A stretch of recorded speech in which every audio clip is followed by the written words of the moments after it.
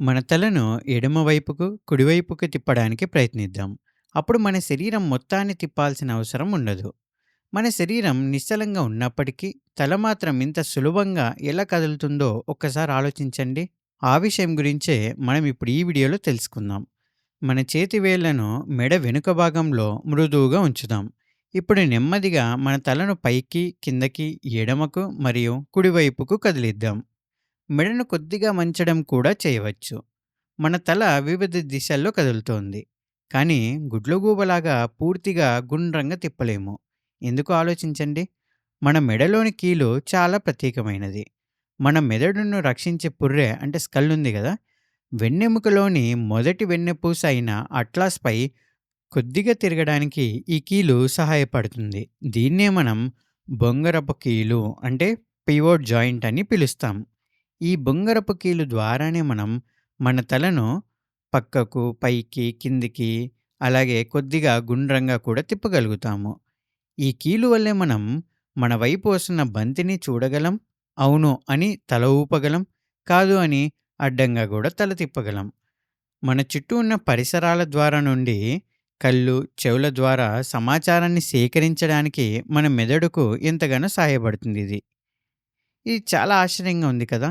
మన మెదడు, మెడ కలిసి పనిచేస్తూ మనం అప్రమత్తంగా, సురక్షితంగా ఉండేలా చేస్తాయి. ఇప్పుడు మనం రెండో రకమైన కీలు గురించి మాట్లాడుకుందాం.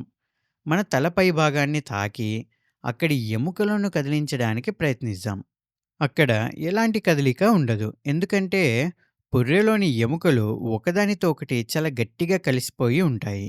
కదలడానికి అక్కడ ఎలాంటి ఖాళీ ఉండదు. వీటినే మనం కదలని కీళ్ళు అంటే ఫిక్స్డ్ జాయింట్స్ అని అంటుంటాం.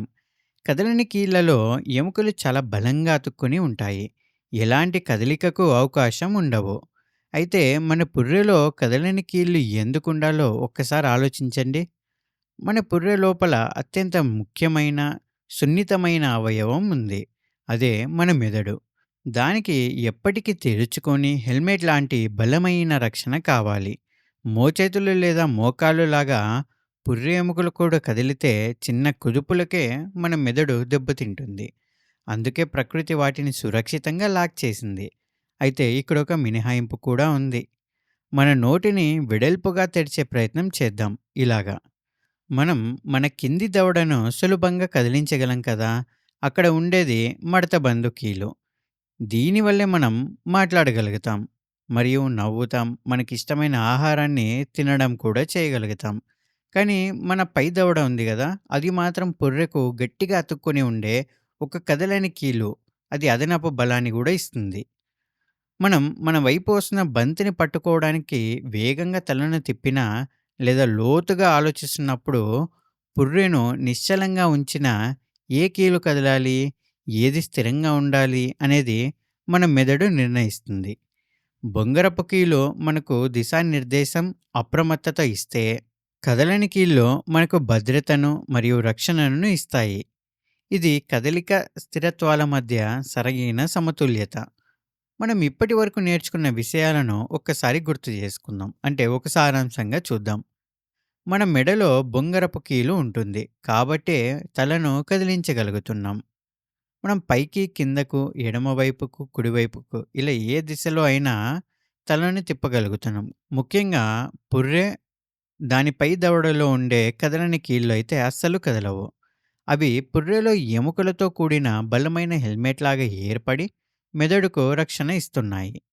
కింది దవడ మడతబందు కీలు వల్ల కదులుతుంది. కాబట్టే మనం మాట్లాడగలం, తినగలం. అవసరమైన చోట కదలికను, రక్షణ కోసం స్థిరత్వాన్ని సమతుల్యం చేసే అద్భుతమైన నిర్మాణం ఇది. మన శరీరం ఎలా పనిచేస్తుందో అనుభూతి చెందడానికి ఈ కదలికలను మనమే స్వయంగా చేసి ఒక్కసారి చూద్దాం.